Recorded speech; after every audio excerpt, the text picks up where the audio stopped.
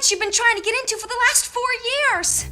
Oh my God! Welcome to Abominations from the Vault. Every week we review a terrible movie and we break it down into plot and characters and what have you. So this week on Abominations from the Vault, I'm going to talk about Jim Carrey's 1985 vampire movie, Once Bitten. It's...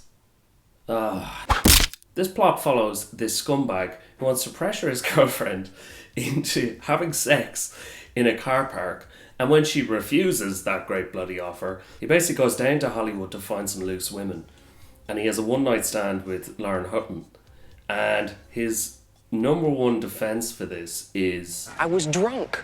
You know, he called in that old chestnut. You know, hey, I was drunk. What's your problem? Yeah, so then basically it turns out that Lauren Hutton is a vampire. She's been slowly drinking his blood, but she needs to keep drinking his blood so that she gets younger. And then eventually he'll turn into a vampire. She needs a virgin, and a virgin in Hollywood's a hard thing to find. Yeah, so when I was watching it, I just kept thinking, why did Lauren Hutton do this? I mean, the only thing I can think is that she was like, they offered her to her as an older actress, and she was like, yeah, I could still prove that I've got it. And in fairness to her, she does. Like, she looks great in this film. And it kind of reminded me of like when Elizabeth Hurley broke up with Mr. Notting Hill himself, and then she did Bedazzled to sort of go, yeah, look what you just gave up.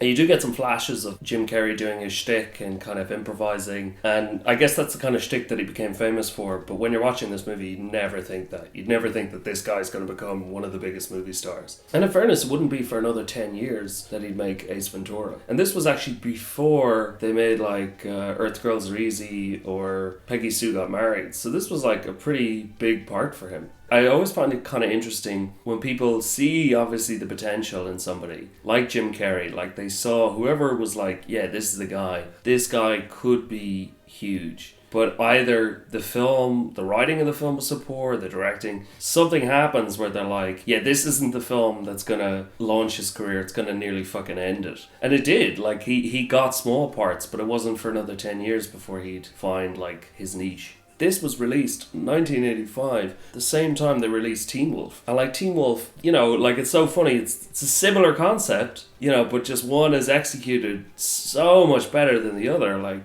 apparently one of the producers wanted Michael J. Fox, and another producer was like, no, Michael J. Fox is a TV guy, he can't carry a full feature film. And yeah, Jesus, did that backfire. Teen Wolf, a new comedy with Michael J. Fox, star of Back to the Future. Yeah, this film shouldn't have been called Once Bitten. It should have been called Gay Panic, because it's homophobic from the beginning. And like in a real like that 80s sort of like, this was really acceptable kind of sense of humor, like everything gay was evil. The two sidekicks, who are very questionable, you know, like they keep talking about how they want to, you know, get with girls, but that I don't really believe them. And in fact, when they actually get the girls at the end, you kind of feel like, yeah, they're not into this at all. Like they do this naked scene where they like attack Jim Carrey, and then they're so horrified that everyone thinks they're gay that they have this fucking meltdown. This is the suckiest thing that could ever happen. The whole school thinks we're gay. Don't be such a twerp. Our past histories speak for themselves.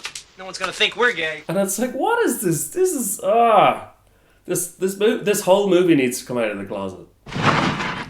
I came out of the closet centuries ago. There's also kind of a weird idea that he's so desperate to have sex that, like, if he doesn't have sex, he won't be a man. Yeah, there's some real strange messages in this film. But yeah, everything about it was just so cheap. Everything's on a budget. So, like, I feel like they got the school and they used the house lights of the school and they got them to make their own Halloween decorations. And it's all very, very realistic. And if this was like, you know, cinema verite or something, it would be perfectly appropriate. But in this type of movie, we need that kind of razzle-dazzle, you know, like Back to the Future and these type of movies. And then they had these dream sequences where they had these super cheap sets. Just a fucking room and some chairs. The vampires looked super crap. Like, they also looked like someone from the local town did their makeup. Because they literally have white face paint on, and you can see in the neckline where the kind of face paint is faded and you just see their real skin colour. And some of them have lipstick, and they just look fucking terrible. They just look so dumb.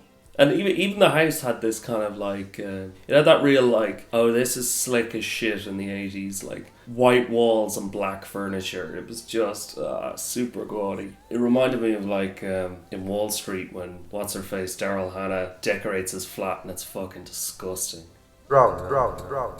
Before the end, there's this like climactic dance scene where Lauren Hutton tries to steal Jim Carrey, and his girlfriend, who's dressed as like Raggedy Andy or whatever, fucking like suddenly tears off all her clothes and is wearing like a sexy leotard, and they get into like a super sexy dance as the song literally says, "Stay away from my man."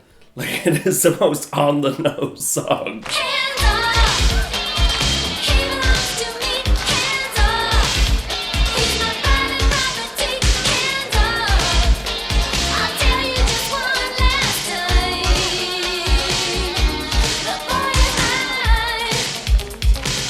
It's the only saving grace of this film. Everybody has great hair.